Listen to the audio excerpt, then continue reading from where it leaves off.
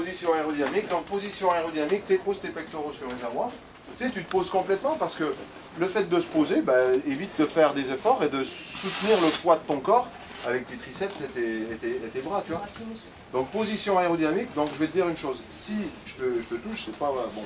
Je ne sais pas s'il y a 100 copains, là je ne vais pas en prendre une maniaque.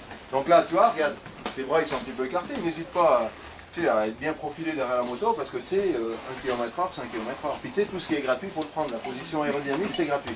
Donc profite-en. Lève bien le haut du corps, merci. Voilà.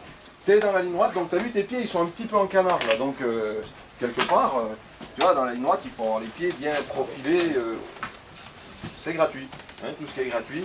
Moi je travaille avec des Auvergnats, et les Auvergnats me disent tout ce qui est gratuit, prenons-le. Position aérodynamique, c'est dans la ligne droite. Avant le virage, pendant ton accélération, tu vas sortir ta fesse, donc pour sortir ta fesse, tu lèves un petit peu ta fesse. À ton repère de freinage, tu coupes les gaz, tu prends les freins, et là tu te redresses. D'accord? Tu te redresses en verrouillant bien tes jambes contre le cadre ou le carénage et en tendant tes bras. Mais en tendant tes bras, pas complètement, tu vois, en gardant une petite flexibilité pour peut-être amortir les dernières bosses, tu vois. Et regarde, pendant ton freinage, tu vois, là tu es verrouillé, et bien tu vois, moi si je te pousse de l'arrière, tu arrives à te tenir.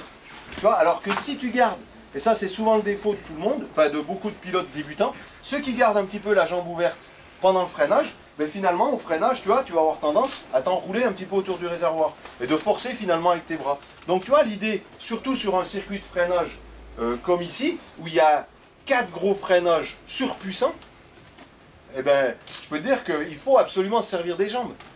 En verrouillant ses jambes contre le cadre ou le carénage et en se créant un appui contre le réservoir, ben, très facilement, on arrive à se retenir avec le bas du corps, ce qui fait qu'on garde beaucoup de mobilité avec le haut du corps.